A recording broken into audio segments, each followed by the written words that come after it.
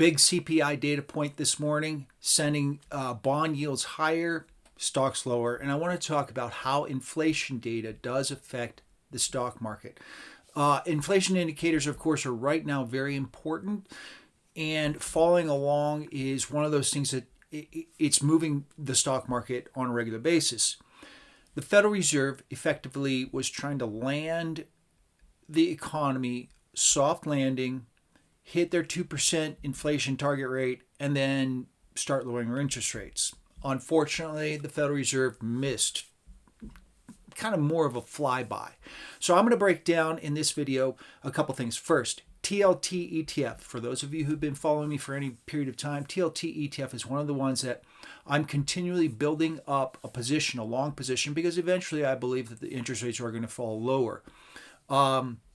We may see TLT ETF move downward as it did today and continue to do so over the course of the next, say, 2 years. I don't think we're going to go beyond, say, 5.25 on the 10 or 5.5 on the 10. But we have a lot of outlying indicators that could push long yields higher for some period of time. If you have been following me, TBT ETF is my weapon of choice going into all economic indicator releases. I have mentioned this a couple times in a couple videos previously. I walked into this morning's number, long TBT ETF, with the expectation that we would see a hot inflation indicator number, and because of that, the stock market would move. I've been very consistent with this trade. It's working out just great. But we've got a lot of things happening with the Trump administration, and I do want to break some of those things down as to how we could see inflation in the future. Long run, we'll get there. And so what I've been doing is buying TBT ETF, which is an inverse ETF to the Treasuries. Whenever we get these economic indicators and how they move the stock market, I'll buy TBT. It'll shoot up. I will take my profits, move forward. I then take those profits and I'm just going to keep piling them into TLT ETF, holding on to them. I get interest income, so I don't care about actual price. But the eventuality is TLT ETF clears 100, goes to 110, maybe 112 half, 115, who knows. But that looks like it might be some time away. Let's jump in. I got a few charts I want to show you. All right, here is CPI data, the core. I'm going to ignore the headline. Headline, of course, keeps energy and food, which that's going to be all over the place. Big number, 0.57. I mean, that's more than half a percentage point.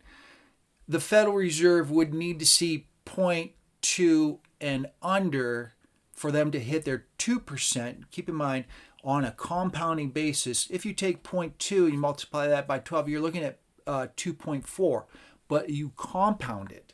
So it's more than that. It's 3%. So the Federal Reserve needs to see on a month-over-month basis less than 0.2 increase monthly in order to get the annual down to their 2% target rate. Keep in mind, compounding. So annual rate, 3.258%. This is up a little bit from the previous month, previous month's release for the annual. And so for those of you who've been following me, I know I get a lot of activity on my TLT ETF trades. All the videos I do on that, get a lot of guys following me just for that. That's perfectly fine. Thank you very much. Appreciate that. Just so you know, I do write up all this content. I release a Substack newsletter every time I do any kind of video. And I've been real consistent on that. And I'm trying to, over the next couple, immediately, 5 a week. And so you'd get a briefer. This is what I think is going on. This ETF is trading in this way based on this economic indicator. So make sure to sign up. Links are down below.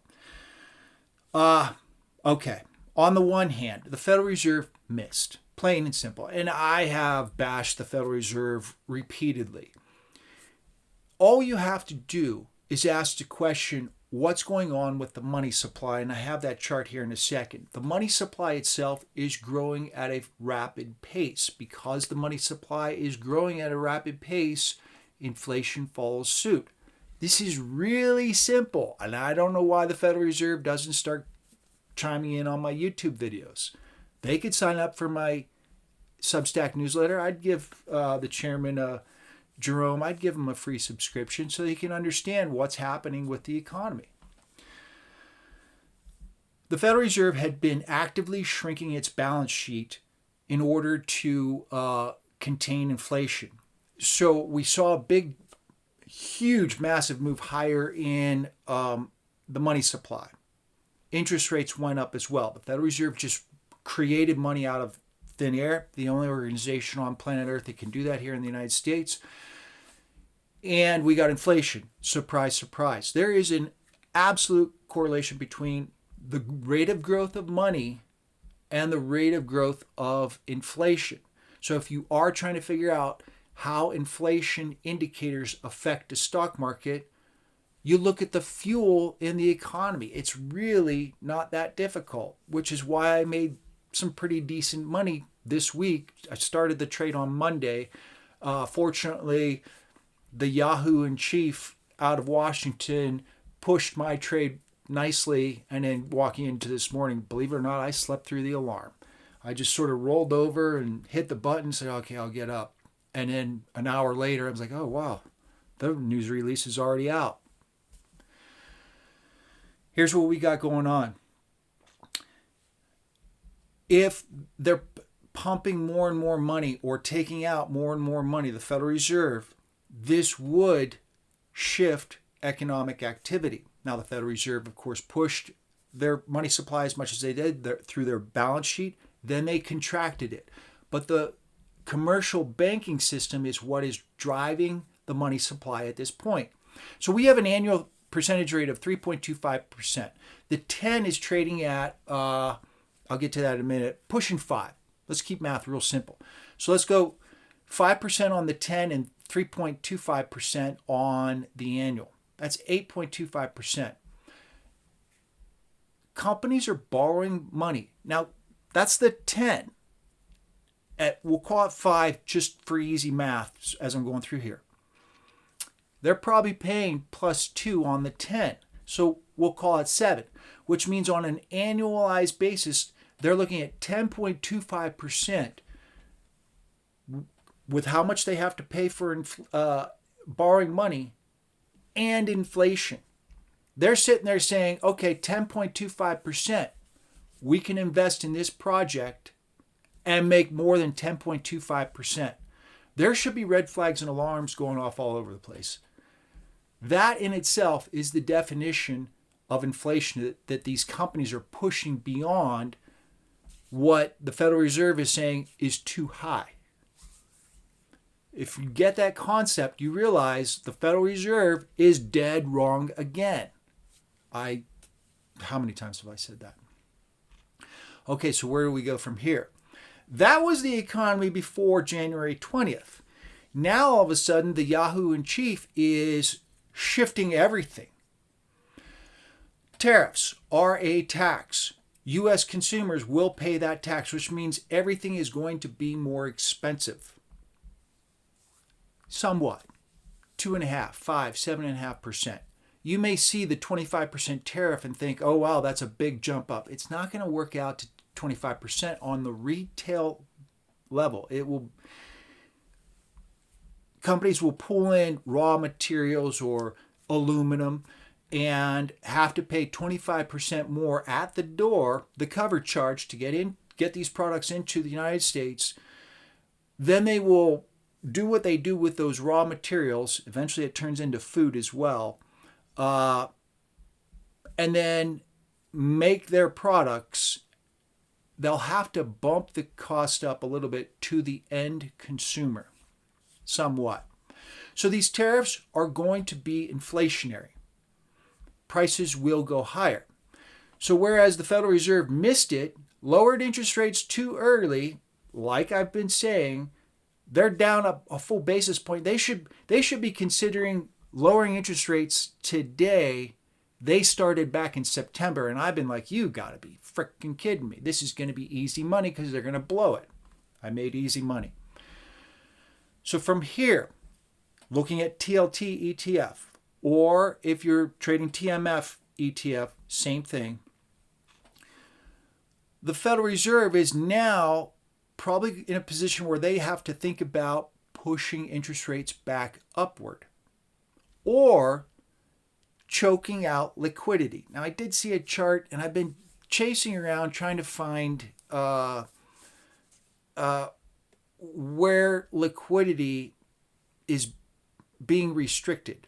I saw 40 charts on Yahoo Finance, and they talked about that one thing, and it was from an outside source. And I looked at the chart. I took a screenshot. I'm like, oh, I'm going to look into this, because if we see liquidity drying up, that means the economy is sputtering out. Liquidity is the term we use for the flow or the liquidity, the amount of money available that anybody can walk up and say, hey, you got 100 billion? Yeah, we'll take it. If no one's lending money, then that liquidity drives up, so that pushes interest rates higher. And I've not been able to verify the chart, but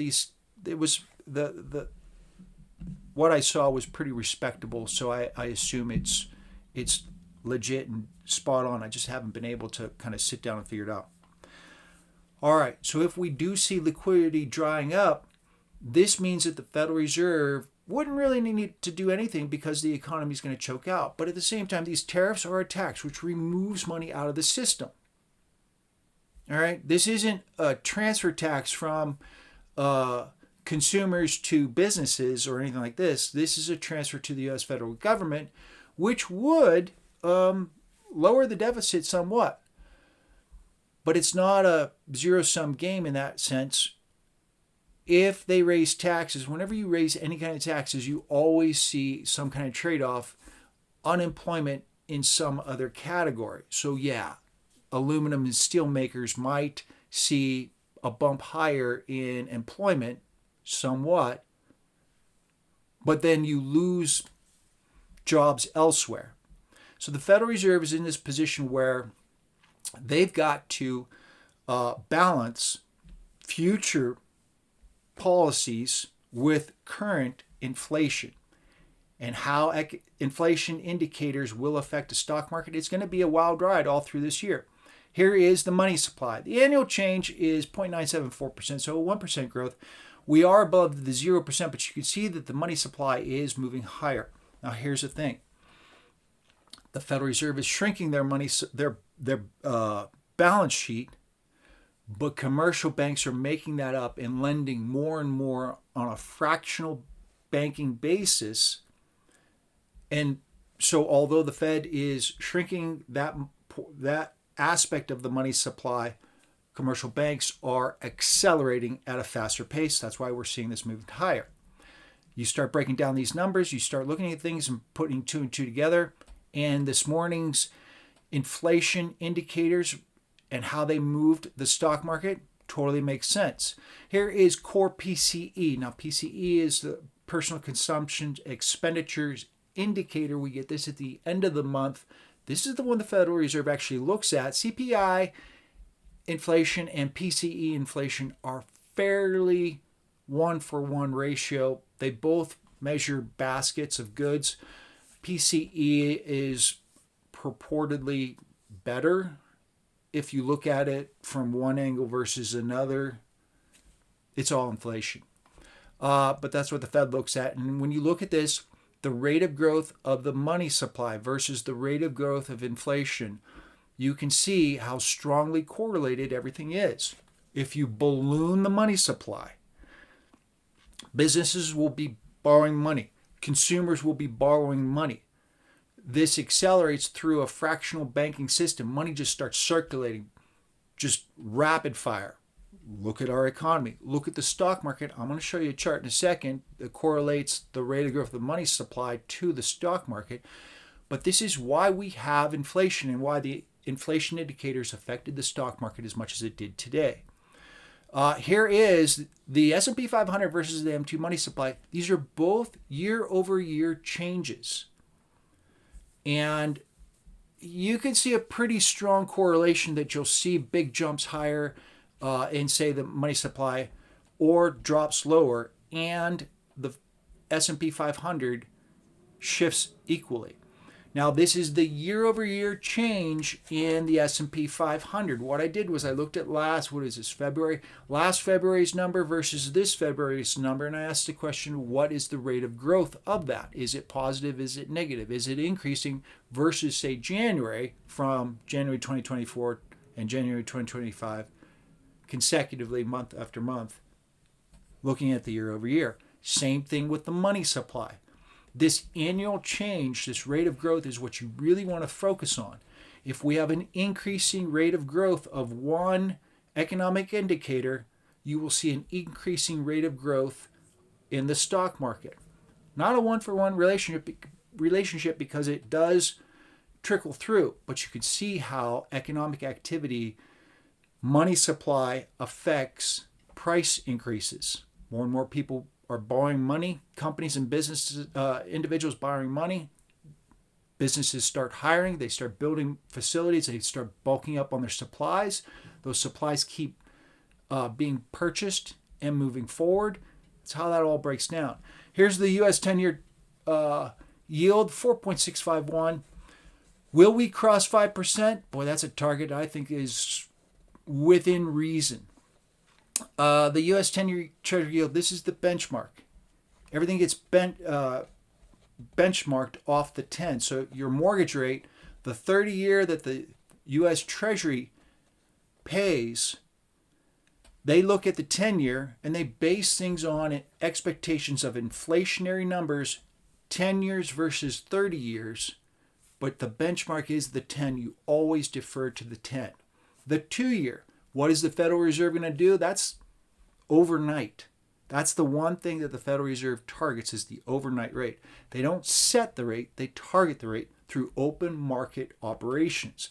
They'll come in and buy and sell, hitting that range. That's the overnight rate, the emergency rate for lending.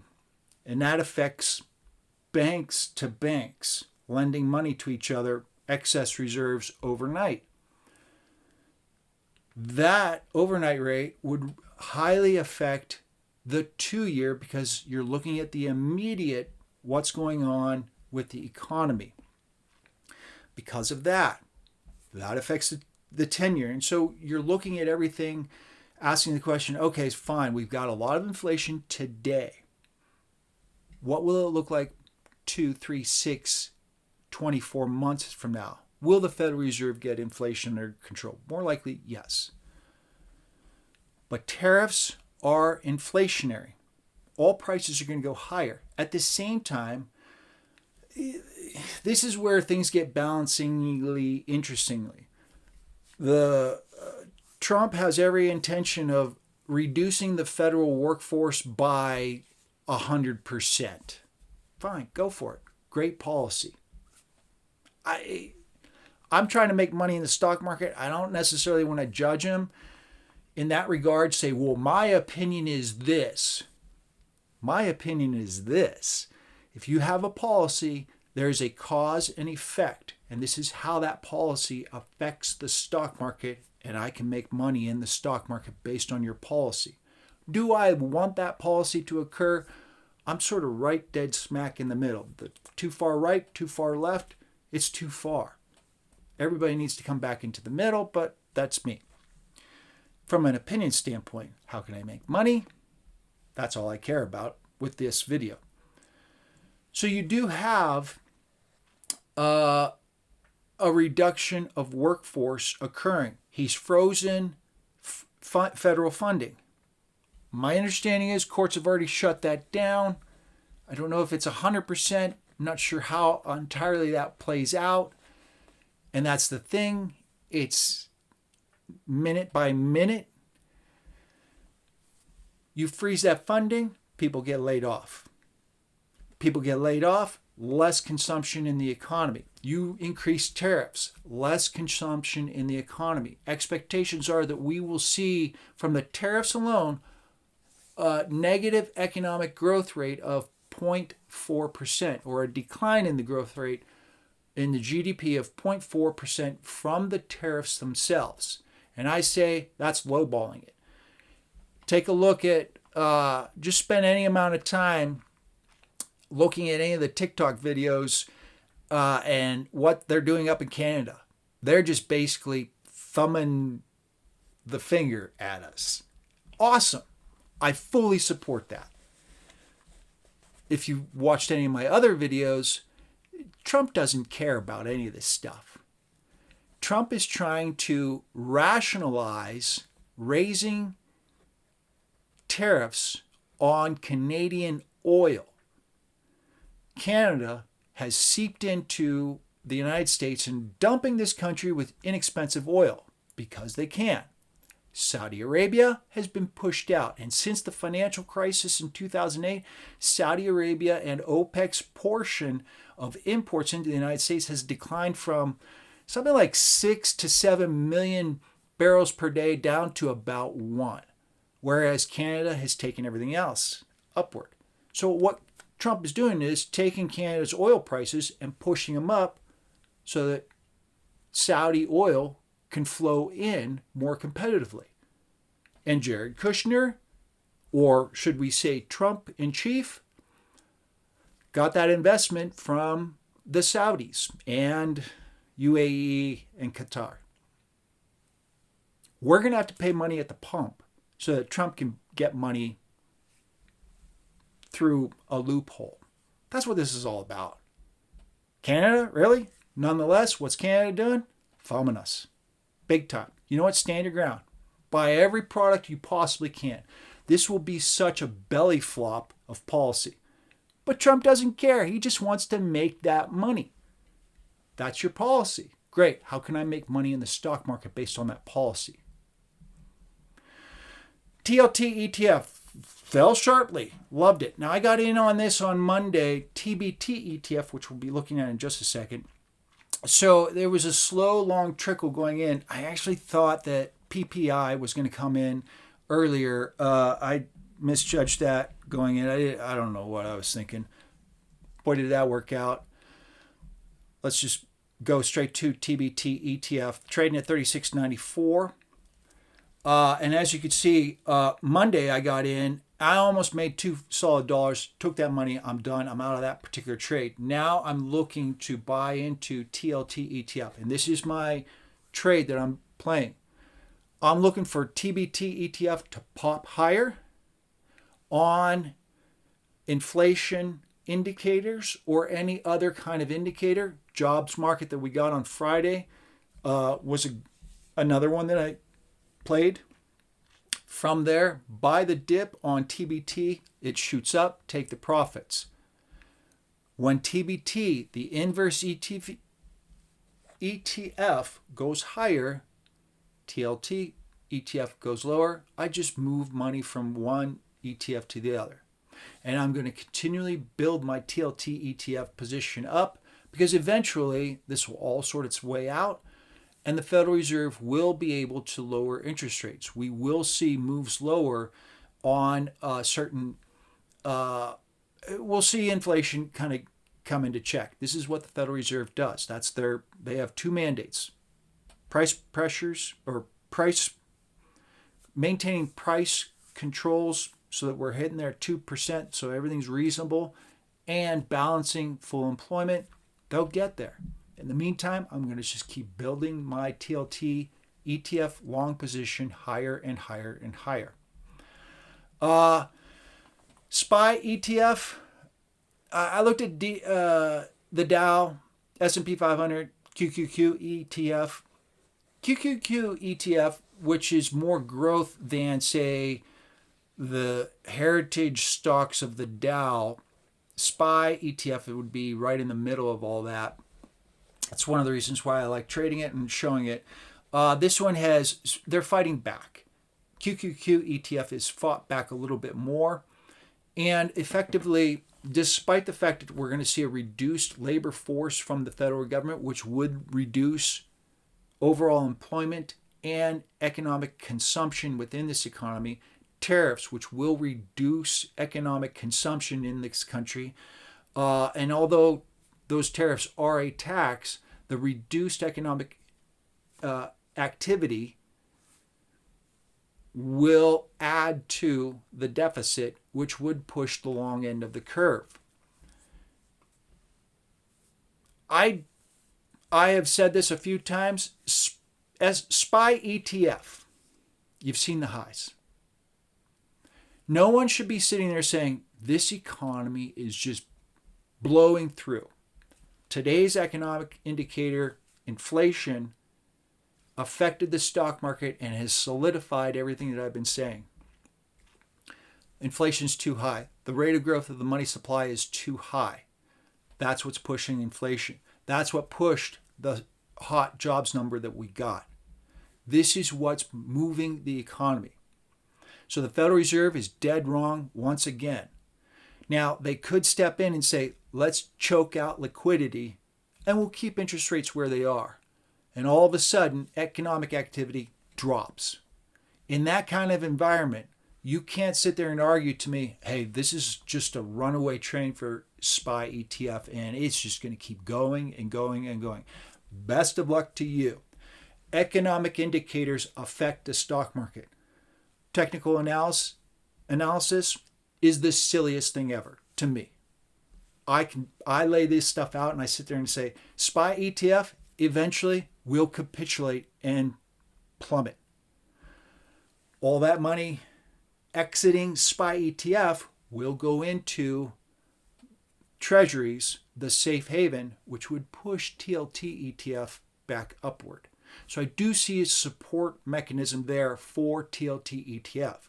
I will continue to buy my TBT ETF whenever we get economic indicators that I believe are going to shoot things higher, spook the market, take that profit, go into TLT ETF with it. And as SPY ETF continues to plummet, starts taking big kabooms, once at a time, recovers a little bit, then falls a little bit more, then falls a little bit more. Once those activities start to happen, that money gets out of the equity markets and goes safe haven.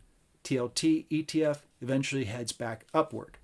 The Federal Reserve contains price pressures and might be able to reduce the low end of the yield curve. The deficit will keep the long end of the yield curve elevated. But eventually, I think even that plays out. I do see my TLT ETF pushing the 100. It's going to take a minute. And I'll just keep building up that position. So if TLT ETF continues to move lower, I'm making money on TBT ETF, the inverse ETF on the treasuries, every time we see a spike up, and I continue to buy TLT ETF. I'll do that for the next 2 solid years. Eventually, while I'm bringing in my interest income, aka a dividend, out of my TLT ETF, the eventuality is I take profit on the position itself and I evaluate the economy at that point. You might want to follow that one along. I know this is a long video, but there's a lot going on with inflation indicators and the stock market, and I wanted to break that all down. We'll see you in the next video. Make sure to sign up for my Substack email newsletter to get the written form and get notified whenever I put up content, including videos. We'll see you in the next video.